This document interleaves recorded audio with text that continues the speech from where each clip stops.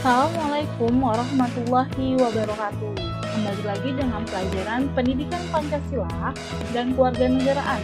Pada pertemuan kali ini kita masih membahas bab pertama pertemuan ketiga, yaitu mengenai proses perumusan dan penetapan Pancasila sebagai dasar negara. Yang akan menjadi fokus pembahasan kita kali ini yaitu mengenai komitmen memegang teguh nilai-nilai Pancasila dalam kehidupan berbangsa dan bernegara. Apa sih itu komitmen? Nah, komitmen itu sendiri artinya tanggung jawab atau kewajiban. Nah, kita akan belajar nih tanggung jawab dan kewajiban kita dalam memegang teguh nilai-nilai Pancasila, baik dalam kehidupan berbangsa, bernegara, bermasyarakat, atau dalam kehidupan kita sehari-hari. Begitu. Kemarin sebelumnya kita sudah membahas komitmen para pendiri. Nah, sekarang kita akan membahas komitmen kita sendiri dalam memegang teguh nilai-nilai Pancasila dalam kehidupan kita sehari-hari. Seperti itu. Nah, kita tahu ya di sini ada sila-sila Pancasila. Ketuhanan yang Maha Esa, sila kedua kemanusiaan yang adil dan beradab, sila ketiga persatuan Indonesia, sila keempat kerakyatan yang dipimpin oleh hikmah kebijaksanaan dalam permusyawaratan perwakilan, dan yang kelima keadilan sosial bagi seluruh rakyat Indonesia. Nah, di sini ada lambang-lambang dari sila Pancasila. Kalian jangan sampai tertukar nih antara sila yang pertama sampai sila kelima. Bintang merupakan sila dari ketuhanan yang Maha Esa. Rantai dari sila kedua. Sila ketiga dilambangkan dengan pohon beringin atau persatuan Indonesia. Sila keempat dengan kepala banteng. Dan sila kelima dengan padi dan kapas. Selanjutnya kita akan membahas tentang ciri khas atau karakteristik dari Pancasila. Apa sih itu ciri khas dan karakteristik? Nah, ciri khas atau karakteristik ini kita akan membentuk Pancasila itu sebagai kepribadian bangsa Indonesia. Kalau misalnya dengar Pancasila, wah berarti langsung mengarah ke Indonesia. Jadi ada ciri khas tersendiri dari Pancasila sehingga membentuk kepribadian bagi bangsa Indonesia itu sendiri. Yang pertama ada ketuhanan yang Maha Esa. Ciri khasnya yaitu artinya bangsa Indonesia mengakui dan percaya kepada Tuhan yang Maha Esa sebagai pencipta, penguasa, dan pemelihara alam semesta serta isinya. Nah, dari sila pertama ini kita tahu ya bahwa Indonesia itu kan negaranya majemuk atau penduduknya itu maksudnya banyak. Majemuk itu artinya banyak. Nah, dari masyarakat yang banyak itu Indonesia mempunyai berbagai agama yang ada di dalamnya.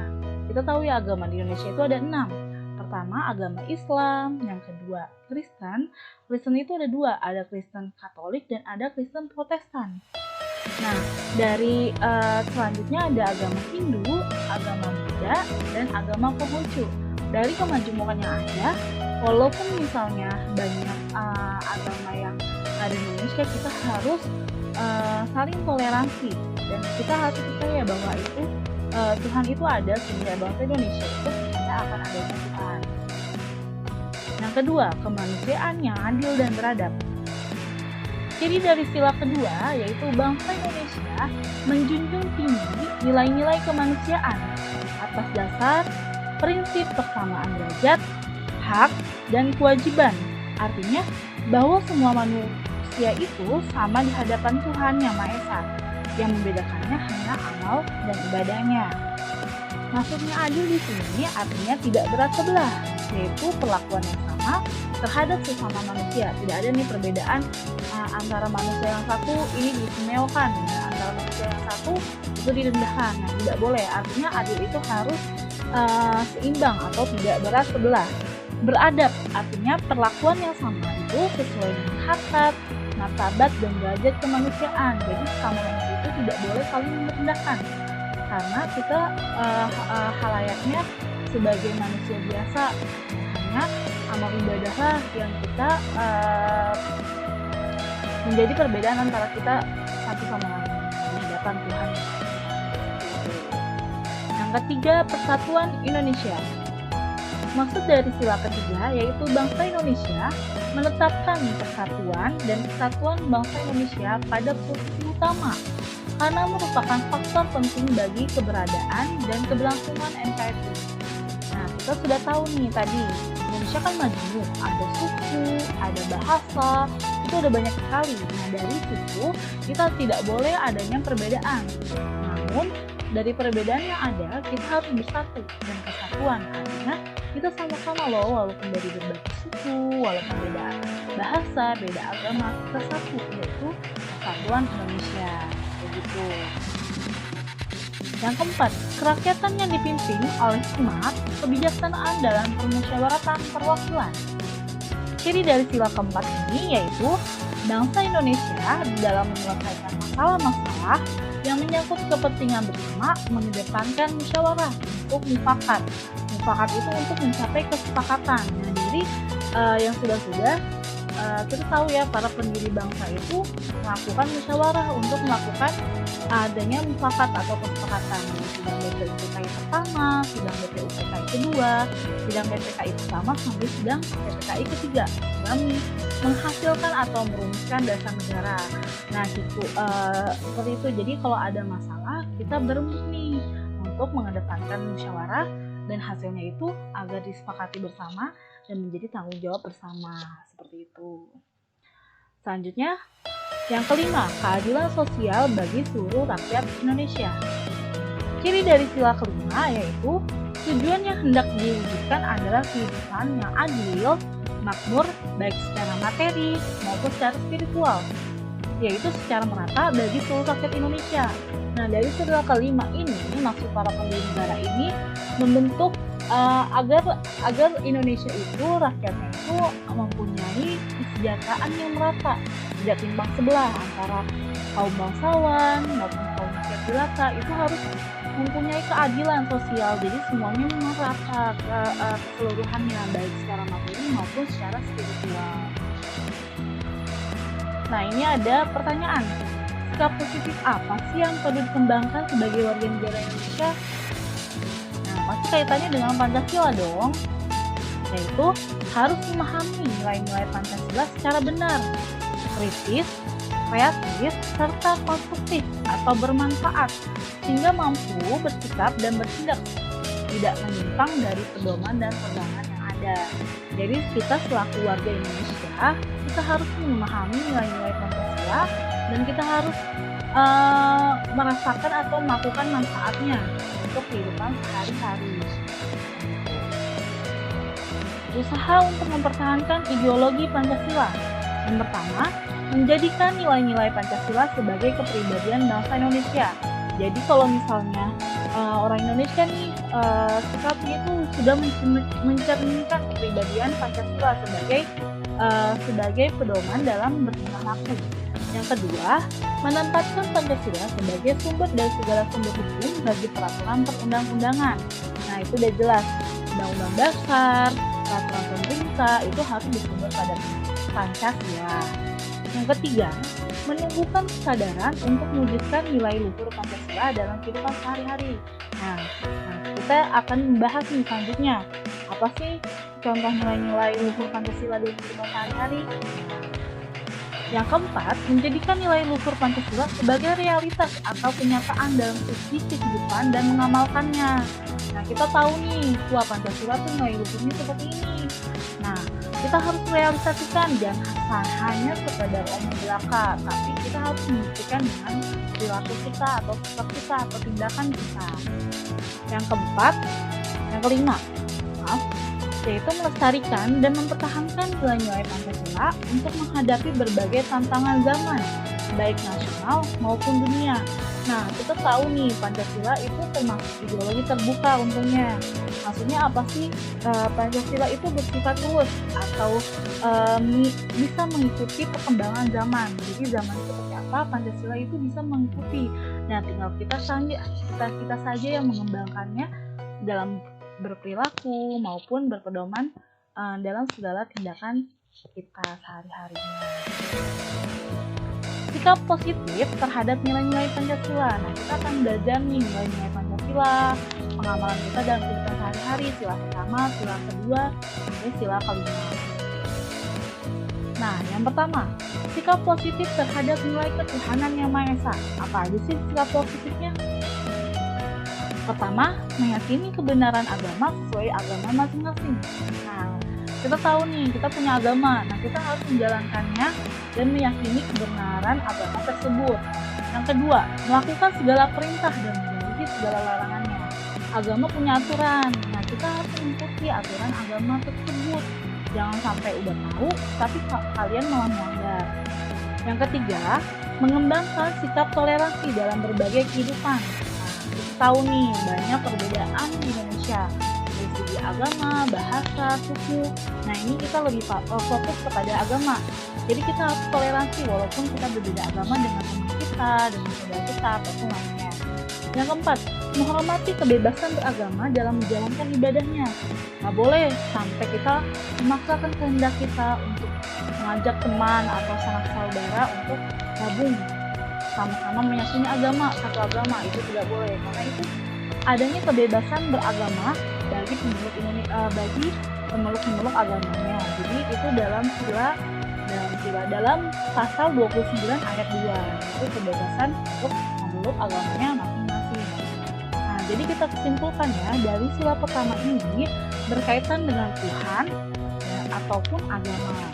Jadi yang berkaitan dengan Tuhan dan agama itu ingat, berarti sila pertama dan bersikap positif dari sila pertama.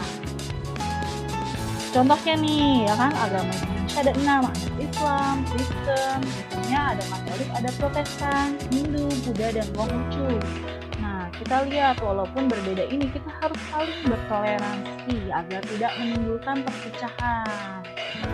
Gitu. Yang kedua, sikap positif terhadap nilai kemanusiaan yang adil dan beradab. Jadi adil apa? Tidak berat sebelah ataupun harus seimbang antara satu dengan yang lainnya. Beradab pun juga kayak gitu, yaitu perlakuan yang sama sesuai dengan harkat dan martabat bangsa Indonesia. Contohnya yang pertama, menjunjung tinggi nih harkat dan martabat derajat manusia, tidak boleh saling meninggikan atau saling merendahkan. Yang kedua, mengakui persamaan derajat, hak dan kewajiban manusia. Itu artinya kalau di dunia ini kita sama derajatnya, tetapi nanti setelah di akhirat kita pasti hanya Tuhan yang membedakan kita dengan amal ibadah.